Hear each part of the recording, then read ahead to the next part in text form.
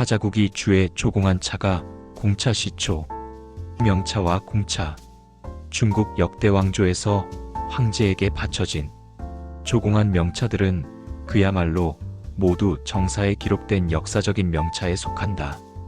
이외에도 비록 공품의 반열에는 끼지 않았을지라도 중국 전역의 각 차산지에서 생산된 품질이 우수한 차들이 있는데 모두가 당대의 문인과 아사 또는 명인들이 명차라고 호평과 극찬한 차들이다.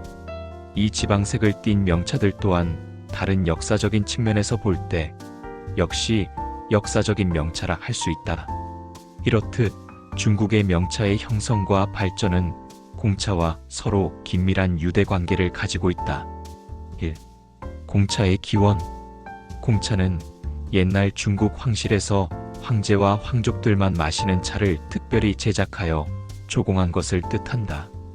이는 차의 발전 과정에 있어서 하나의 특이할 만한 역사적 현상일 뿐만 아니라 아울러 아주 오랜 역사를 가지고 있다.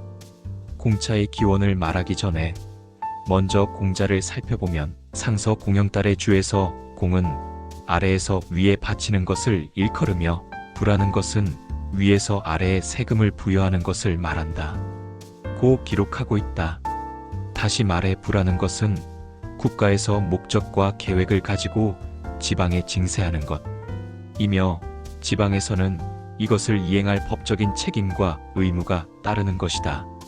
반대로 진공이란 각 지방에서 중앙정부에 자발적으로 그 지역의 생산품이나 특산품을 바치는 행위를 뜻하며 그 수량의 제한이나 품종의 규정이 없으며 대체로 다른 지방에서 구하기 힘든 그 지방의 희귀하고 진귀한 품목들이 대부분 조공으로 바쳐진다. 옛날 중국에는 소위 구공이란 제도가 있었는데 조공하는 품목 9종류를 의미한다. 제사에 필요한 소와 양, 돼지를 바치는 사공, 동물의 가죽이나 견직물을 바치는 빈공, 은이나 철, 석경, 단칠 등을 바치는 기공, 차수를 놓은 견직물이나 옥, 말 등을 바치는 폐공, 충간 참중나무, 전나무, 오동나무, 조리대 등을 바치는 제공, 금이나 옥, 귀갑, 조개 등을 바치는 화공, 옷을 만드는데 필요한 못이나 가는 견직물 등을 바치는 복공, 새의 깃털이나 짐승의 털, 증정용 선물, 진주 혹은 진주처럼 생긴 아름다운 돌 등을 바치는 유공, 기타 조공할 수 있는 지방에 특산물 등을 바치는 물공 등이 있다.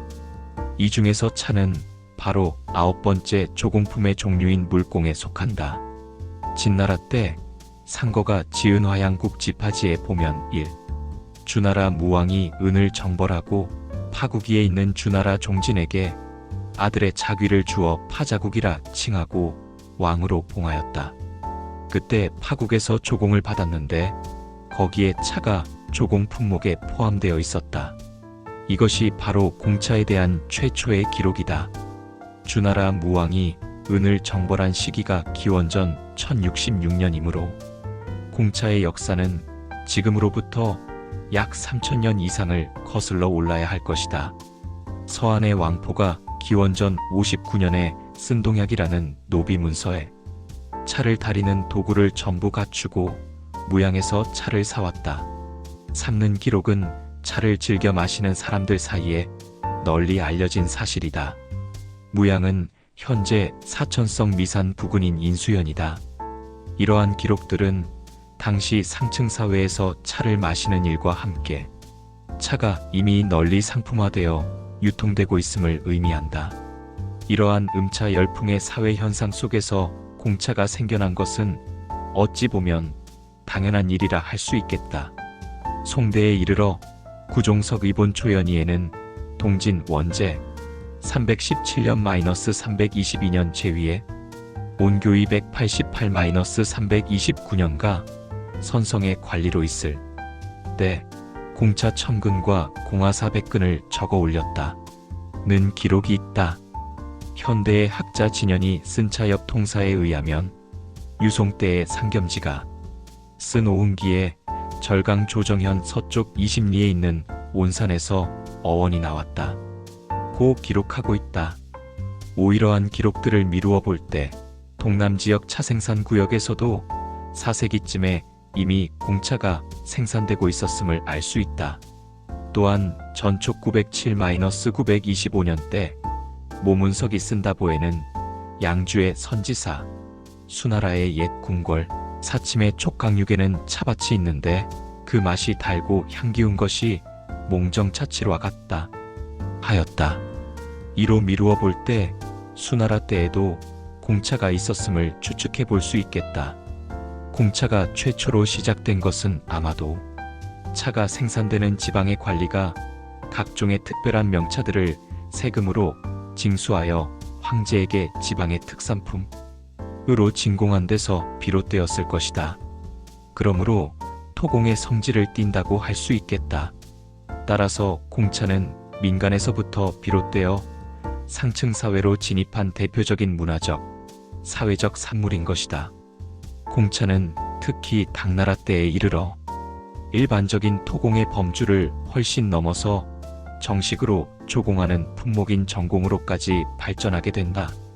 관배라는 기구를 설치하여 각종 공차의 모든 제조 과정을 관부에서 직접 관리, 감독, 지휘하기에 이르렀다.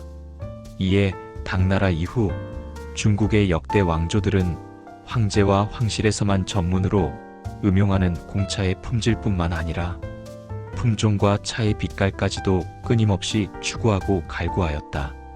이러한 역대 공차의 끊임없이 새로운 것에 대한 창조와 발전에 대한 열망과 노력은 제다기술의 발전을 촉진시킴은 물론 이로 인해 더 좋은 품질의 차를 생산할 수 있는 원동력이 되었다. 아울러 더 많은 양과 종류의 다양한 공차 품목을 양산하는 계기가 되었다. 현재 중국의 차시장 어디를 가든지 공차가 없는 곳은 없으며 그 공차는 모든 품종을 막론하고 다 존재하고 있으며 그 값 또한 매우 높은 가격으로 판매되고 있다. 비록 현재의 중국 차시장에서 범람하고 있는 공차가 모두 과거 황제에게 바쳐지던 정통의 공차는 아니지만 또 그렇다고 그 공차들이 모두 가짜라는 것은 아니다. 중국이 개방된 이후 공차가 중국의 상류층과 일반인들, 더 나아가 외국에까지 차의 사치를 부추겨 온 것도 사실이다. 그러나 어쨌든 과거 황실의 공차가 존재해 왔기 때문에 민간의 차도 그 품질과 제다의 기술이 날로 발전해 온 것이 아닌가? 그런 의미에서 볼 때 중국의 차산업에 있어서 공차의 역할과 영향은 그야말로 지대한 것이라 할 수 있겠다. 일 화양국지가 편찬된 연대는 정확히 알 수는 없으나 역사적 고증을 통해 약 347년 전으로 추정된다. 이 파는 중경을, 촉은 성도를 의미한다.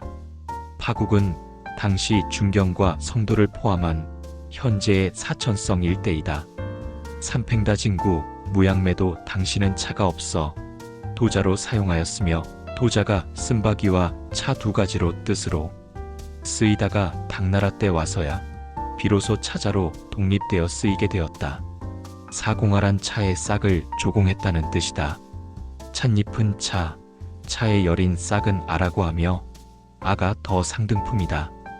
오차엽 통사 간체로 진연편저 농업출판사 1984 육촉강 절강성 항주 서호의 풍경명승지이다. 1988년에 국무원에서 국가중점 풍경명승구로 지정했다. 7. 사천성 야안시 명산현에 있는 몽정산에서 생산되는 차. 세계 최초의 인공재배 차이면서 최초의 공차로 유명하다.